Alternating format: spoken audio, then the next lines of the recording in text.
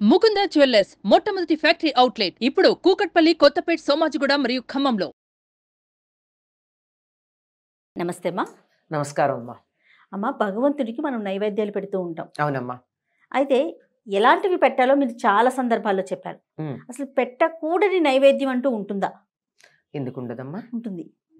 నేను తినకూడదు నా పిల్లలకి పెడతానా? నేను ఖచ్చితంగా పెట్టు.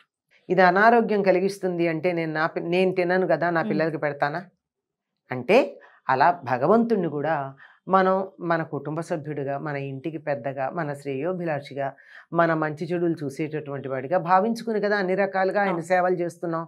16 ఉపచారాలు చేస్తున్నాడు. రావయ్యా రావయ్యా అని మనం కూర్చోబెట్టాం, నీళ్ళు ఇచ్చాం, అన్నీ చేసాం కదా. అట్లాంటప్పుడు పెట్టేది ఎట్లాంటిది పెట్టాలి అంటే ఎటువంటివి పెట్టకూడదు అడిగారు కదా మీరు. అంచేత పెట్టకూడని కొన్ని మనం తెలుసుకుందాం. ఏమిటంటే ఈ ఎంగిలి పెట్టకూడదు, పాచిపోయింది పెట్టకూడదు, పనికిరానివి పెట్టకూడదు. ఇవి నేను తినను, నాకు పనికిరావు అనుకున్నవి అంటే కొంతమందికి అవి కూడా నచ్చుతాయండి. కొంచెం పాచిపోయినవి ఇష్టం, కొంచెం పులిసిపోయినవి ఇష్టం. ఉదాహరణకి మజ్జిగ ఉన్నాయి, పుల్లని మజ్జిగ కొంతమందికి ఇష్టం, పెరుగు కానీ. నిజానికి అది మంచిది కాదు. ఇప్పుడు దాంతో వేరే రకాల పదార్థాలు చేయొచ్చు. ఆ పులిసిపోయినటువంటి మజ్జిగని మళ్ళీ ఇంకొక 2 రోజులు అలాగే కనుక ఉంచినట్టయితే ఒక కమ్మని పండులోంచి వచ్చే వాసన లాంటిది వస్తుంది. అటువంటి దానితో వేరే రకమైనటువంటి పదార్థాలు చేస్తారు. అంతేగాని అలా పులిసిపోయినటువంటి దాన్ని పెట్టరు కదా అంట. నాకు ఇష్టపడితే పడచ్చేమో కానీ పనికిరాదు. అట్లా ఏదైతే అందరూ ఒక మామూలు మనిషి తినడానికి పనికిరావు అనుకుంటారో అటువంటివేవి దేవుడికి పెట్టకూడదమ్మా. ఎంగిలి పెట్టకూడదు. తర్వాత పదార్థాలలో రజోగుణ తమోగుణ పదార్థాలు పెట్టరు. ముఖ్యంగా తమోగుణ పదార్థాలు పెట్టరు.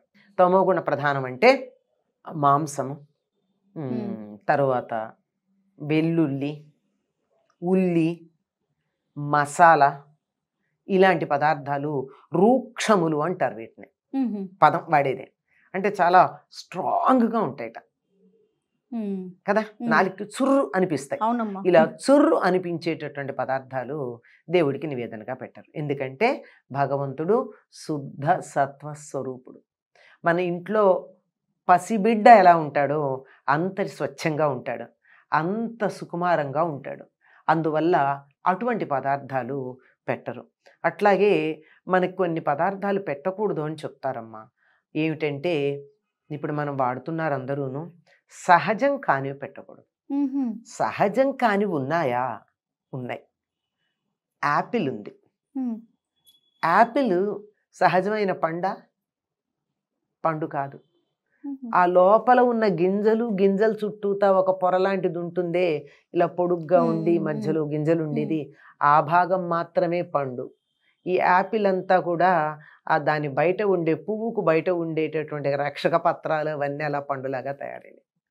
ఎట్లా అయితే బోగన్విలియాలో రంగులు ఉన్నాయే, ఆ రంగులన్నీ రక్షక కవచం, ఆకర్షణ పత్రాలు కాదు, రక్షక పత్రాలే. అసలు పువ్వు లోపల తెల్లగా ఉండే ఇంతదే పువ్వు. అంచేత బోగన్విలియా పువ్వుతో పూజ చేయం కదా, కాగితం పూలు అంటాం వాటిని మనం. అట్లా సహజం కానటువంటి పండు ఉందే, ఈ పండు నివేదన చేయరు సాధారణంగా.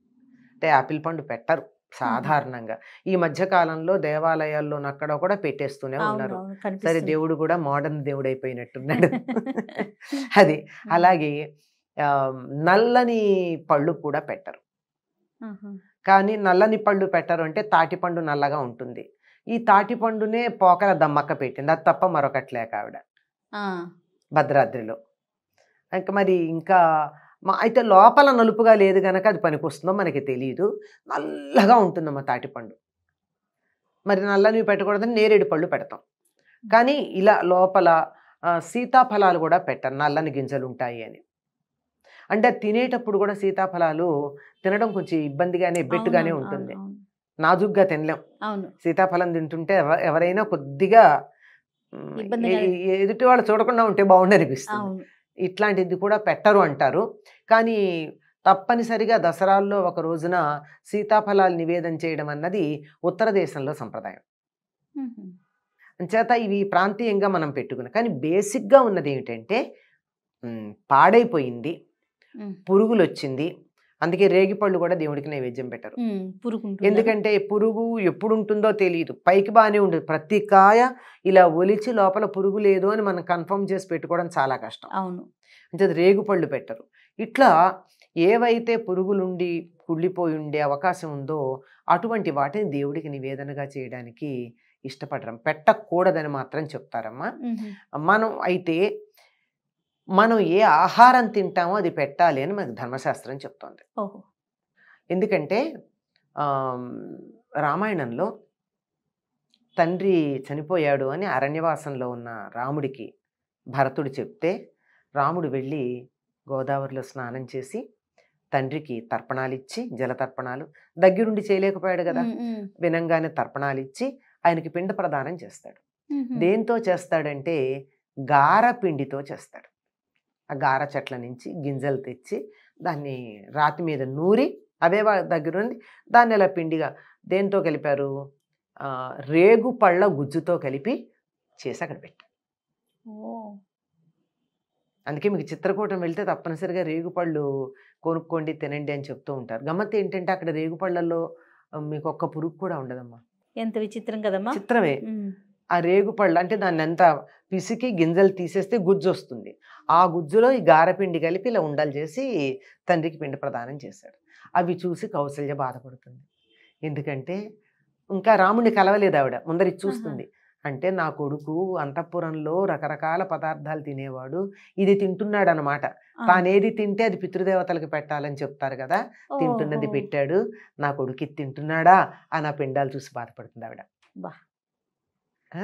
అంచేత మనం ఏ ఆహారం తింటామో అది కూడా సాత్విక ఆహారమే, అదేమీ పనికిరాంది కాదు కదా, సాత్వికమైనటువంటి ఆహారమే.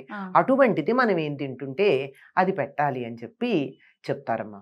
అంతేగాని ఇప్పుడు గమ్మత్తుగా కొన్ని చోట్ల దేవాలయాల్లో నాకు ఆశ్చర్యం కలిగించే విషయం ఏమిటంటే స్వీట్ షాపుల నుంచి లడ్డూలు, కోవాలు తెచ్చి దేవుడికి నైవేద్యం పెడుతూ ఉంటారు.